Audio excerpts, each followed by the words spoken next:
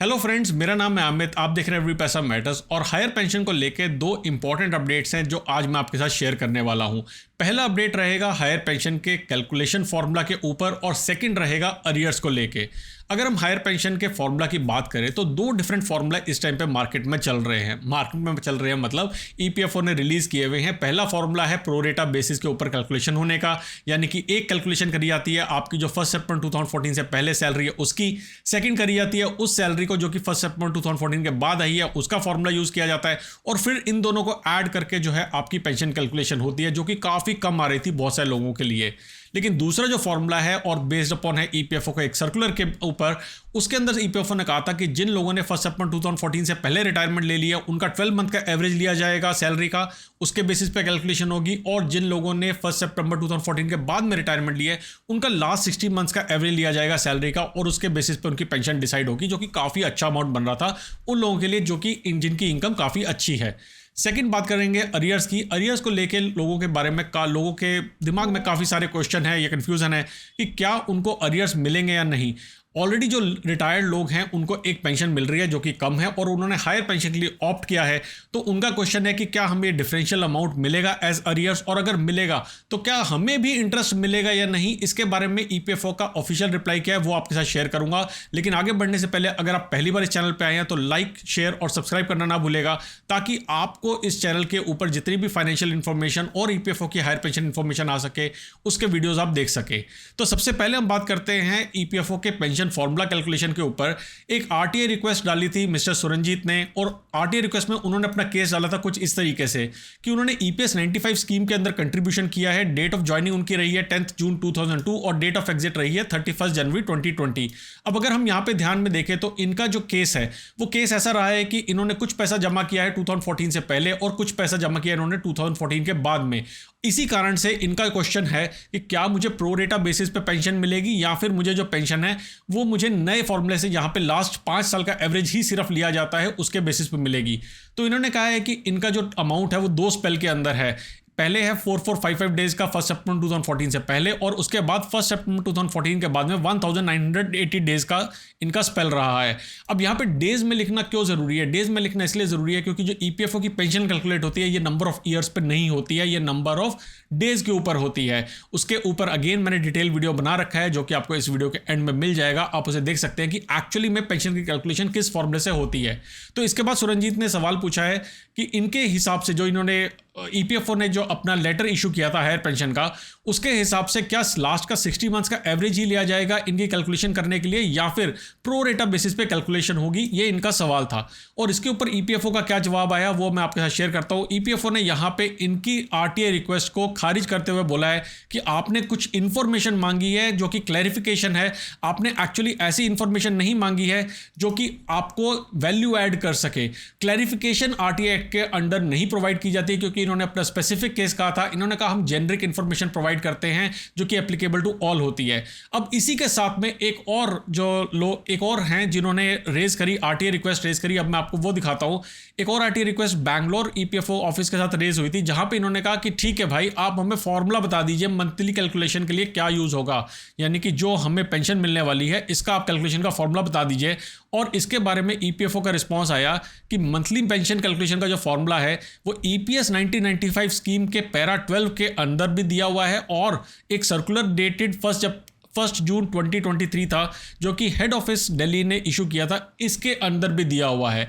अब यहाँ पे इन्होंने क्या किया, बड़े ही स्मार्टली ईपीएफओ ने रिप्लाई किया कि देखो दो चीज़ें हैं। पहले तो अगर आप ईपीएस 1995 स्कीम के अंदर जाते हैं तो वहाँ पे पैरा 12 में जाइए और पैरा 12 के अंदर अगर आप देखेंगे तो वहाँ पे प्रो रेटा की बात की गई है, जिसको अगेन मैंने किसी अपने वीडियो में बताया हुआ है ईपीएफओ रिलेशन वीडियो में, जहाँ पे कहते हैं कि अगर आपने 1 सितंबर 2014 के बाद में रिटायरमेंट लिया और अगर आप हायर पेंशन केस में नहीं है उस केस में आपका 1 सितंबर 2014 से पहले का एक एवरेज निकाला जाएगा कि कितनी पेंशन बनती है और 1 सितंबर 2014 के बाद का पेंशन अमाउंट निकाला जाएगा और इन दोनों को ऐड किया जाएगा। और उस केस में काफ़ी सारे लोगों को काफ़ी सारा घाटा हो रहा था जिनकी इस टाइम पे सैलरी काफ़ी अच्छी है। दूसरा जो इन्होंने सर्कुलर की बात करी है और ये सर्कुलर है डेटेड 1 जून 2023, इस पर्टिकुलर आरटीआई के जो रिस्पॉन्स था इसके लास्ट पेज पे दिया हुआ है। ये वही सर्कुलर है जहाँ पे लिखा हुआ है कि जो calculation of computation of pension होगा हायर वेजेस के ऊपर, वो दो पार्ट में होगा। पहला होगा 1 सितंबर 2014 से पहले उन लोगों का जो कि 1 सितंबर 2014 से पहले रिटायर हो रहे हैं, इनकी कैलकुलेशन होगी स्पैन ऑफ 12 मंथ्स, यानी कि लास्ट जो 12 महीने हैं उनकी एवरेज मंथली पेड ऑन के बेसिस पे। और सेकंड केस रहेगा उन लोगों के लिए जो कि 1 सितंबर 2014 के बाद में रिटायर हो रहे हैं, इनकी एवरेज मंथली ली जाएगी लास्ट 60 मंथ्स के बेसिस के ऊपर। तो अगर हायर पेंशन का केस है तब आपके लिए सेकंड सर्कुलर जो है वो एप्लीकेबल होना चाहिए, और अगर हायर पेंशन का केस नहीं है तो आपका प्रो रेटा बेसिस के ऊपर होना चाहिए। क्लियरली नहीं कहा है ईपीएफओ ने, लेकिन इससे ये ड्राइव किया जाता है क्योंकि ईपीएफओ ने रिस्पॉन्स में दोनों ही आंसर दिए हैं। अब अगर आप मेरे टेलीग्राम ग्रुप पे जाएंगे, टेलीग्राम ग्रुप का नाम है एवरी पैसा मैटर्स कम्युनिटी। ये कम्युनिटी आप ही जैसे लोगों की है जो कि फाइनेंशियल इन्फॉर्मेशन एक दूसरे के साथ शेयर करती है, और वहाँ पे इस तरीके के सर्कुलर्स और इस तरीके के जो लोगों के पास अपडेट्स आ रहे हैं ईपीएफओ से, वो वहाँ पे शेयर करते हैं। वहाँ पे कुछ लोगों ने शेयर किए हैं अपने हायर पेंशन की कैलकुलेटेड अमाउंट्स, और साथ में उनको क्या रिक्वेस्ट आई है ईपीएफओ से वो भी उन्होंने शेयर किया है। और उसके बाद में अगर हम देखते हैं तो कुछ केसेस हमारे पास ऐसे आए हैं जहाँ पे पेंशन जो है वो हायर वेजेस के ऊपर, यानी कि जो आपके लास्ट 5 साल की एवरेज वेजेस आती हैं उसी के बेस पे सिर्फ कैलकुलेट हुआ है। ऐसे भी हमारे पास केसेस आए हैं। विद सर्टेन अगर हम कहें कि क्या होगा वो अभी नहीं कह सकते, क्योंकि बहुत सारे केसेस जब आ जाएंगे तभी हम एनालिसिस करके कह सकते हैं कि हाँ ईपीएफओ ने ये मान लिया है या फिर ये कंफर्म कर दिया है कि हायर पेंशन के केस में लास्ट 5 साल की एवरेज सैलरी जो होगी उसी के बेस पे कैलकुलेशन होगी, प्रो रेटा बेसिस पे कैलकुलेशन नहीं होगी। तो ये तो हमारी बात रही अगर पेंशन कैलकुलेशन के फॉर्मूले में कही जाए। आप होप लगा सकते हैं कि आपकी जो कैलकुलेशन है वो लास्ट 5 साल के बेसिस पे होगी, और जो लोग 1 सितंबर 2014 से पहले रिटायर हुए हैं उनकी लास्ट 12 महीने के बेसिस पे होगी, जो कि 12 महीने हैं बिफोर एग्जिटिंग ईपीएफओ। नेक्स्ट अगर हम बात करते हैं इस चीज़ की कि अरियर्स मिलेंगे नहीं मिलेंगे, यानी कि आप अगर ऑलरेडी रिटायर्ड हैं तो क्या आपको उस पैसे के ऊपर जो आप पैसा दे रहे हैं और जो डिफरेंस अमाउंट निकल के आ रहा है आपकी करंट पेंशन से लेकर नई पेंशन के बीच में, क्या उसके अरियर मिलेंगे नहीं मिलेंगे। तो इसके बारे में भी एक महानुभव ने जो है आरटीआई रेज करी थी बेंगलुरु ईपीएफओ ऑफिस के अंदर, और उसका जो रिस्पॉन्स है वो आप देख सकते हैं। रिस्पॉन्स में उन्होंने कहा है कि हमारे पास ये आरटीआई एप्लीकेशन आई है and arrears on higher pension will be paid for the eligible pensioners from the date of eligibility. जब से आपकी एलिजिबिलिटी है तब से आपको अरियर मिलेंगे। एलिजिबिलिटी कौन सी डेट होगी? एलिजिबिलिटी वो डेट होगी जब से आपकी हायर पेंशन एप्लीकेबल होनी चाहिए, अभी की नहीं। जब से आपकी पेंशन की एलिजिबिलिटी है मेरे हिसाब से तब से आपको पेंशन का जो हायर पेंशन है वो मिलनी चाहिए, और उसके हिसाब से जो भी अरियर बनेंगे वो आपको मिलेंगे। ऐसा ईपीएफओ ने कंफर्म कर दिया as part of this RTI. अब यहाँ पे एक चीज़ मैं आपको बोलूँगा कि काफ़ी सारे लोग जो है वो पैसा अभी दे रहे हैं, और उनका क्वेश्चन है कि क्या ये पैसा एडजस्ट करके देना पड़ेगा या फिर अरियर के साथ एडजस्ट करके देना पड़ेगा, या मैं अभी पैसा दूंगा फिर जो गवर्नमेंट है वो मुझे अरियर देगी। इसके बारे में हमारे पास गारंटेड आंसर नहीं है, बट ऐसा परसेप्शन है या ऐसा माना जा रहा है कि पहले आपको पैसा देना पड़ेगा और फिर एज एन अरियर आपके पास पैसा आएगा। नेट बराबर शायद नहीं किया जा रहा है, मगर उसके बारे में जैसे मैंने कहा हमारे पास सर्टेनिटी नहीं है। सेकंड, इसके अगर बात करें हम कि यहाँ पे लिखा है कि arrear remittances against the calculated arrears due of contribution under para so and so subject to eligibility of higher contribution contributed under the judgement so and सो।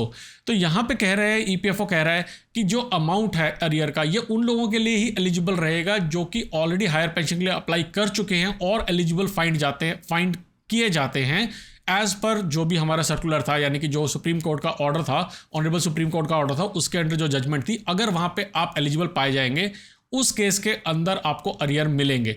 ये बात हमारी होगी कंफर्म। सेकंड बात करते हैं हम इंटरेस्ट की कि क्या इंटरेस्ट मिलेगा या नहीं मिलेगा। अब अगर इंटरेस्ट की बात करें तो यहाँ पे ईपीएफओ ने बड़ी क्लियरली रिप्लाई किया है कि under existing provisions there is no clause regarding the interest on arrear. तो आपको आपके अरियर के ऊपर इंटरेस्ट नहीं मिलेगा, ये काफ़ी क्लियर कर दिया है। और ये जो चीज़ है लोगों को सही नहीं लग रही है। मैंने इंग्लिश चैनल पे भी अपना एक वीडियो डाला था जहाँ पे लोगों ने कमेंट किया है कि ये क्या बात हुई कि ईपीएफओ हमसे तो इंटरेस्ट ले रहा है लेकिन हमें इंटरेस्ट नहीं दे रहा है जो भी पैसा हमारा ड्यू है उसके ऊपर। आपकी क्या राय है इसके बारे में नीचे मुझे कमेंट सेक्शन में बताएं, और अगर आपको इस वीडियो से कुछ भी हेल्प मिली है तो लाइक करना ना भूलिएगा और चैनल को सब्सक्राइब जरूर कीजिएगा।